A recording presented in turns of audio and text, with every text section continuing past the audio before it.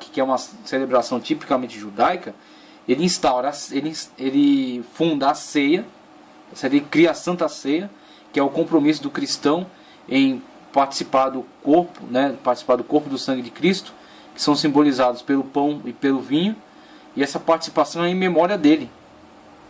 Então a nossa referência não é a Pessac do Egito. Nossa referência não é o Pessac do Egito. Nós estivemos no Egito corporalmente, escravizados corporalmente lá, e não passamos o Mar Vermelho, tá certo? E não entramos em Canaã.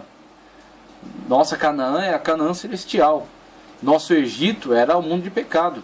Nossa passagem é a passagem para a salvação, né? Nós passamos pelo Mar Vermelho quando nos batizamos. Fomos sepultados para a antiga vida e ressuscitados para a nova. Tá certo? Que inclusive o batismo é algo físico, há uma representação física de algo que já aconteceu espiritualmente. Espiritualmente isso já é uma verdade. Aí você vai lá e faz um ato público. Então o que acontece? A igreja não está inserida na aliança de Israel. A igreja tem a sua própria aliança. Um novo testamento, uma nova aliança no meu sangue. Então por isso, embarcar demais no conceito judaico é na verdade desprezar aquilo que Jesus construiu para você, abandonar aquilo que Jesus te deu como algo específico, algo singular, e adotar algo que não é seu, que foi dado aos judeus. Por isso que a igreja não pode. Quando a igreja embarca demais nessa questão judaizante, nessa questão judaica, aliás, os conceitos judaicos, ela abandona aquilo que é tipicamente seu. Então é isso que acontece com alguns intérpretes. Os caras embarcaram tanto na questão judaica que eles começaram a ver a questão de Davi ressuscitar e vir reinar novamente em Israel, o que é completamente descabido, é sem propósito. O rei é Cristo. Inclusive Davi, perante Cristo, ele se coloca como servo. Naquele salmo, disse o Senhor, meu Senhor, assenta-te à minha direita até que ponha teus inimigos por escabelo dos teus pés. Veja só, é o Senhor, disse o Senhor ao meu Senhor.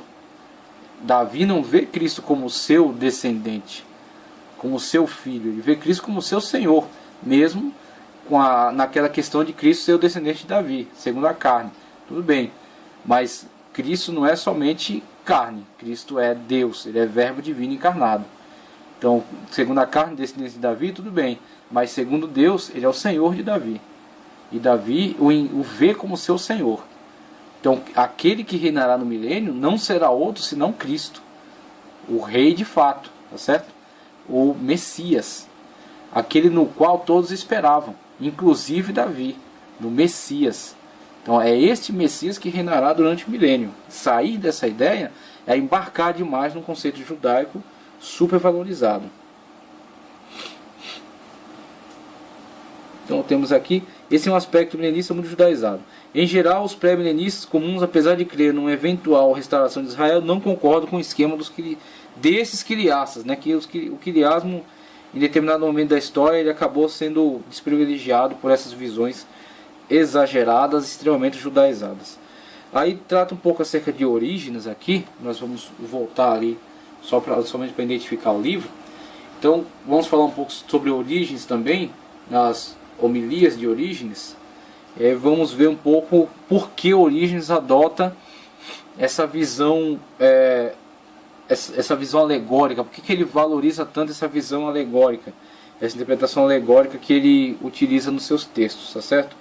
Não demorou muito tempo para que esse quiliasmo sofresse grandes refutações, especialmente de teólogos do Oriente, tá certo? De Alexandria, principalmente, que é a escola extremamente alegorizante. E uma das razões se deu pelo fato dos montanistas terem excedido muito nessa ideologia. Então os montanistas avacalharam tanto a coisa que ficou insuportável, né? E foi um grande serviço prestado pelos arminianistas combaterem essas pataquadas aí desses quiliastas. Orígenes, Dionísio e Clemente foram os maiores opositores do quiliasmo. O principal argumento era que tal sistema, além de basear mais em doutrinas judaicas do que em doutrinas cristãs, havia um excesso de fanatismo desregrado, principalmente da parte dos montanistas. Um fator importante residia no fato em que o esquema quiliasta era muito grosseiro e materialista. Com certeza. É o que está acontecendo hoje nas igrejas, principalmente as neopentecostais, quando se engajam na pregação da teologia da prosperidade. Então uma coisa é a prosperidade bíblica, que é o homem que espera em Deus, aquilo que Jesus disse, que não estejais aflitos com relação ao que haver de comer, nem de vestir, nem acerca da vossa vida, porque mais valeis do que os lírios do campo. Todavia Salomão não se vestiu como um deles, mais valei que as aves do céu. Todavia não plantam nem semeiam, e o Pai lhes dá o sustento. Então a prosperidade bíblica é a prosperidade que espera em Deus. A teologia de prosperidade é a teologia que ensina as pessoas a tentar manipular Deus. Por Deus contra a parede. São as pérolas da teologia da prosperidade. Por Deus contra a parede. Ou se você passa algum problema financeiro, tem alguma coisa errada com você. Então o que acontece? Tinha alguma coisa errada com Paulo. Quando Paulo sofreu, Paulo disse que passou até fome. Tinha alguma coisa errada com Paulo. Então você vê, a teologia da prosperidade, ela tira a visão bíblica, ela cega a pessoa. A pessoa sai do conceito bíblico e começa a olhar pelos óculos da teologia da prosperidade. E começa a ver Deus como uma forma de lucro, um meio de lucro. Começa a ver a igreja como uma bolsa de valores, onde você investe 100 para tirar 1000. É aí onde mora o erro da teologia da prosperidade. O erro não é a prosperidade. A prosperidade vem da parte de Deus. Isaac nos mostra o que foi uma pessoa próspera. Quando alguém atacava, ele nem precisava revidar, ir para a guerra, nada disso. Ele saía, ia para outro lugar, Deus lhe dava prosperidade novamente. Cavava poços, encontrava água, prosperava. Aí alguém vinha, perseguia, ele saía para outro lugar.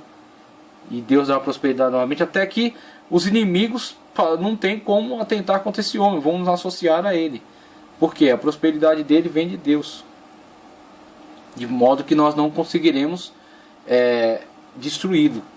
Então veja, a teologia da prosperidade nada tem a ver com a Bíblia, com a prosperidade bíblica, que é a prosperidade do homem que confia em Deus, que espera em Deus. Assim é com relação àquilo que estamos discutindo aqui. Então a questão é que essas pessoas saíram do conceito bíblico. Eles saíram do conceito bíblico. Quando eles saem do conceito bíblico, eles adentram por esse tipo de visão grosseira e materialista. Eles implementaram essa visão grosseira e materialista com relação ao milênio. E como Orígenes tendia a entender os conceitos pelo lado espiritual, ele levou consigo a maior parte do grupo intelectual. E vejamos aqui o texto de Orígenes, em que ele nos passa essa visão que ele tem desse tipo de leitura bíblica alegórica que ele chama de espiritual, tá certo? Então vejamos aqui na obra de Orígenes, no livro, o livro que está indicado aí é o Homilia sobre o Evangelho de Lucas, mas na verdade o livro que eu vou ler de Orígenes, tá certo? É o Contra Celso. Eu vou ler o Contra Celso de Orígenes. Foi indicado aí na verdade outro livro. O livro que eu vou ler aqui é o livro de Orígenes, o Contra Celso, que é uma apologia de Orígenes, da editora Paulus, tá ok? Vamos para a página 329, tá certo? No verso 49 que diz: uma leitura leal da Escritura teria impedido Celso de dizer que nossos livros não admitem alegoria. Com efeito, partindo das profecias em que são relatados os fatos históricos, e não a partir da história, podemos nos convencer de que mesmo os fatos históricos foram relatados em vista de uma interpretação alegórica. Veja só o valor que ele dá à alegoria.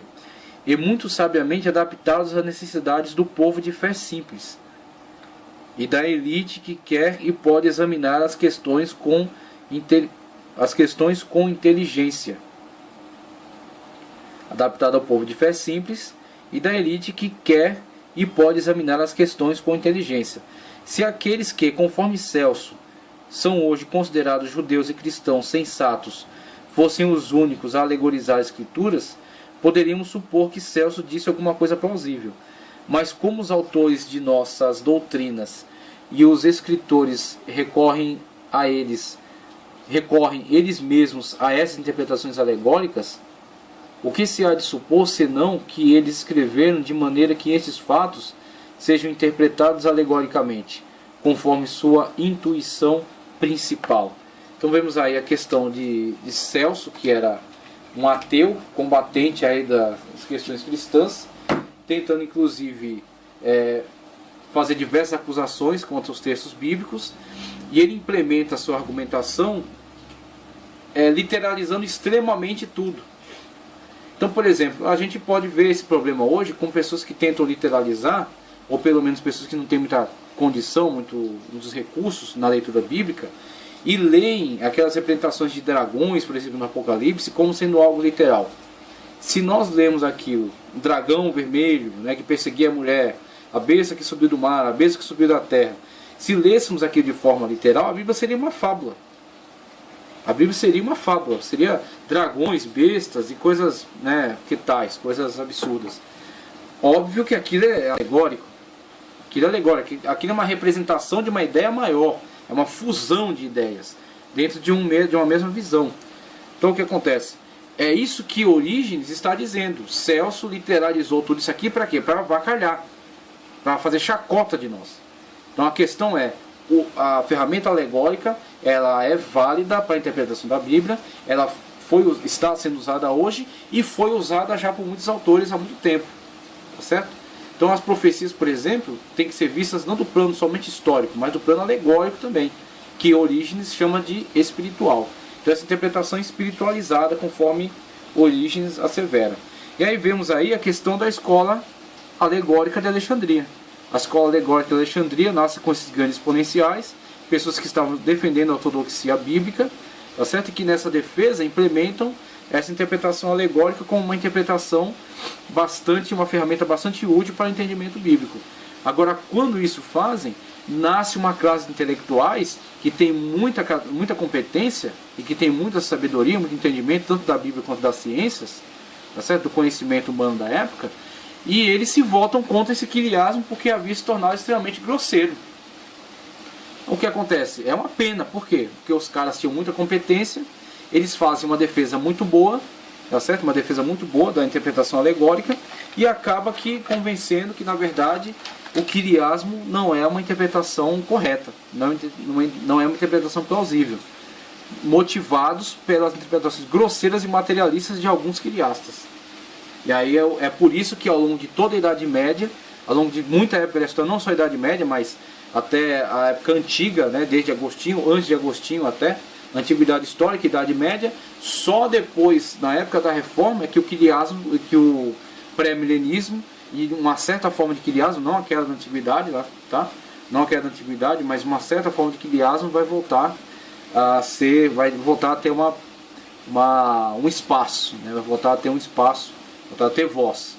Então, na verdade, o que nem gostamos de tratar de quilismo, porque o quilismo está associado àquela interpretação, 6.000 anos, no ano 7.000 seria o milênio, que é uma hipótese falida.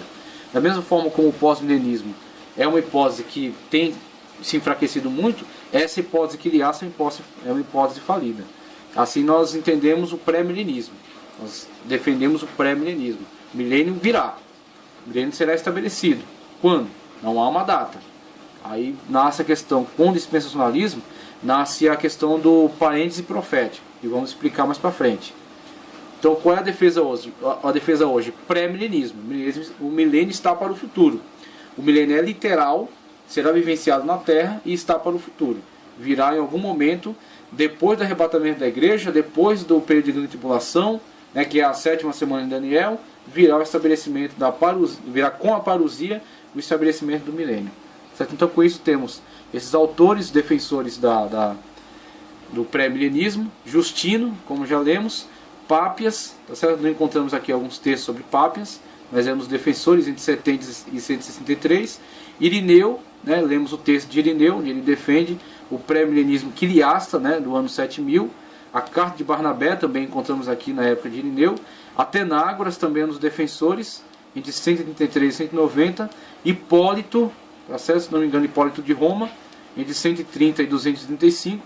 Tivemos alguns defensores desse interregno aí nessa época, mas muito poucos. Essa interpretação ficou muito desprivilegiada.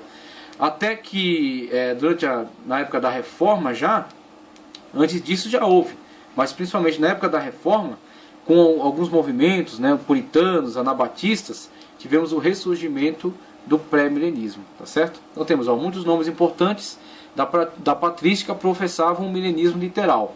Isso é uma modalidade pré-tribulacionista. mas o fato de alguns pais da igreja não falarem abertamente em suas obras acerca do estabelecimento do milênio literal do reino de 1000 anos de Cristo na Terra, deve-se talvez ao fato de o Império Romano a cada vez mais intensificar a perseguição, e tal referência poderia despertar a sanha dos perseguidores. É uma das hipóteses pela qual os autores da antiguidade mantiveram um certo silêncio. Hipóteses, então, é que se eles tocassem nesse assunto muito abertamente nos seus escritos, poderiam despertar a sanha dos perseguidores, porque os romanos estavam intensificando a cada vez mais a perseguição aos cristãos, estavam intensificando cada vez mais as torturas, né? As perseguições, as torturas, as grandes chacinas, né, que eles realizavam nas cidades, e principalmente a investigação, não somente daquele que professasse publicamente a sua fé cristã, mas também que detivesse escritos, detivesse livros sagrados. Em algum momento os romanos começaram a entender que a grande força dos cristãos reside também no fato de terem as suas escrituras sagradas, que eram sua regra de fé e conduta.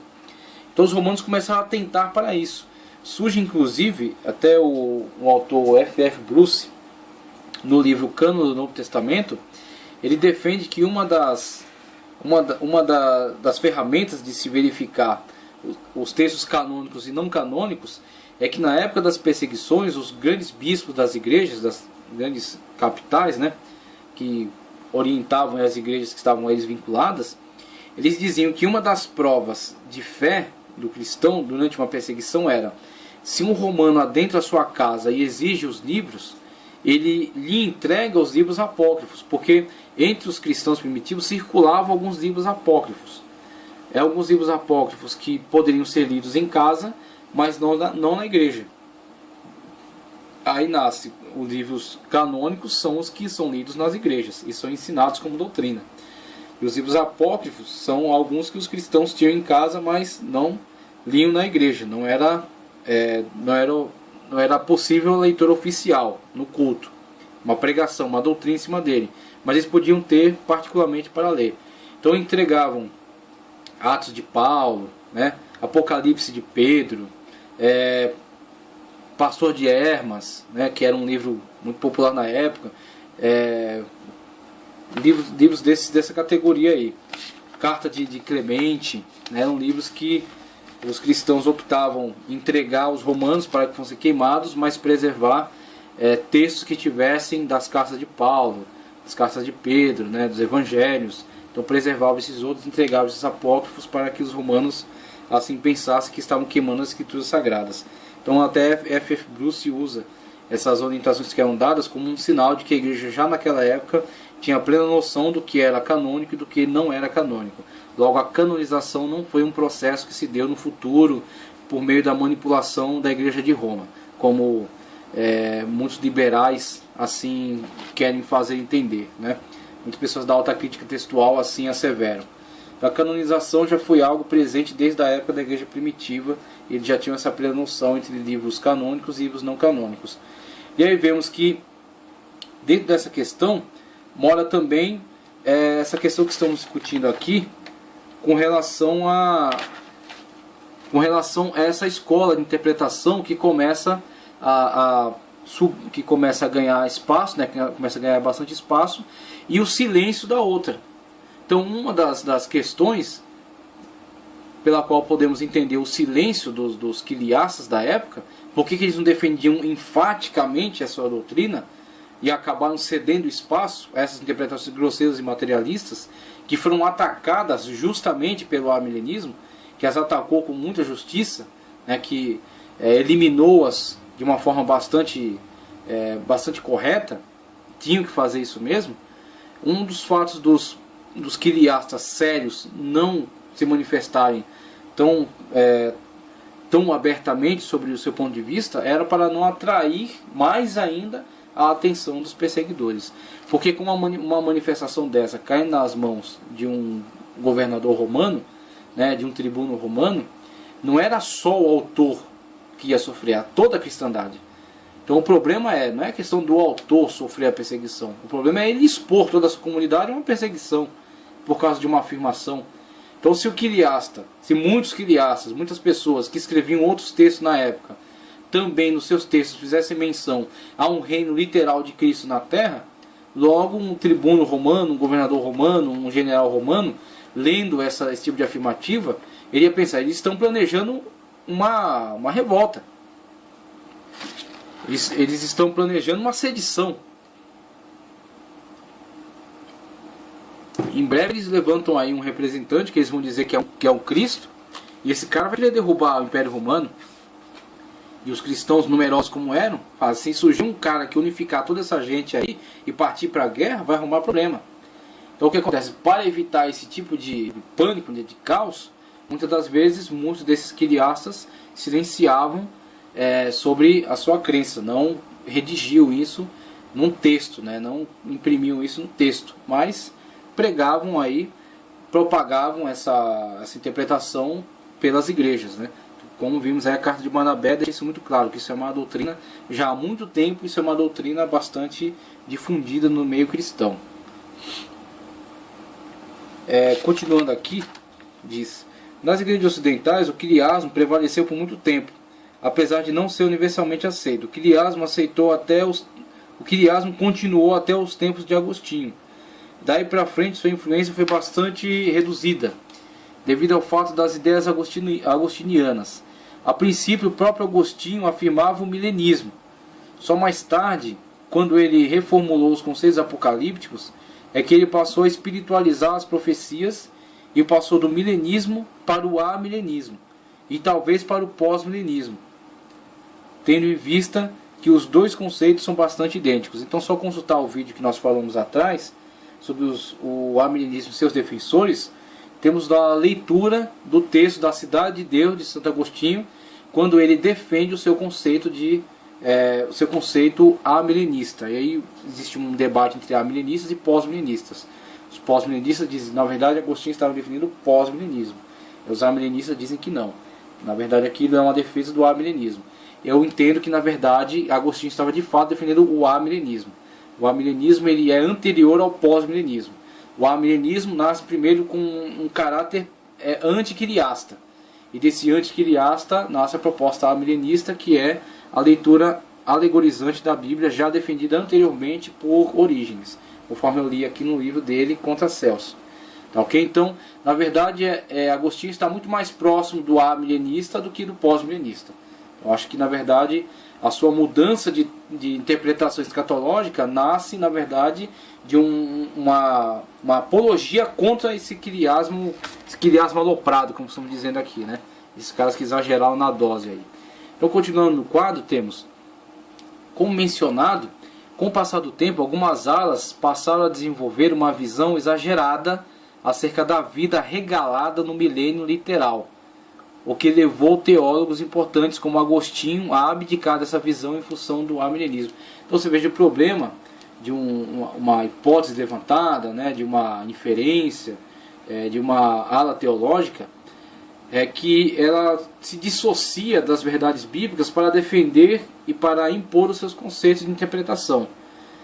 É o que fizemos analogia com a teologia da prosperidade. A prosperidade é bíblica, a teologia da prosperidade não. A prosperidade é bíblica por quê? Porque a prosperidade vem de Deus. O homem está submetido a Deus, o homem está confiando em Deus, está esperando em Deus. A teologia da prosperidade torna o homem em Deus. O homem passa a entender que ele é Deus. O homem passa a entender que ele tem direitos sobre Deus. O homem passa a entender que o seu dízimo deixa Deus amarrado a si. Deus está comprometido, Deus está, aliás, está obrigado. Veja só o absurdo. Deus está obrigado porque alguém entregou o dízimo. Onde que Deus se vê obrigado a alguma coisa? E onde que o dízimo passou a ser uma forma de manipulação? Manipulação de Deus. Os caras ficaram loucos. Eles perderam a noção. Eles são os quiliastas da prosperidade. A mesma aberração que os quiliastas produziram com relação ao plano escatológico na época deles, ao fazer a leitura extremamente materialista, tá certo? Uma leitura grosseira e materialista, é a mesma coisa que os neopentecostais, que talvez até alguns pentecostais, fizeram com relação a esta doutrina da prosperidade.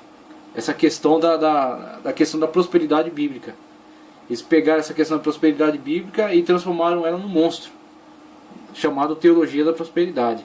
Então, uma coisa é falar de prosperidade bíblica, outra coisa é falar de teologia da prosperidade. A teologia da prosperidade não é bíblica, tá certo? Porque ela se impõe sobre a Bíblia e se impõe sobre conceitos fundamentais da Bíblia, como por exemplo a autoridade de Deus.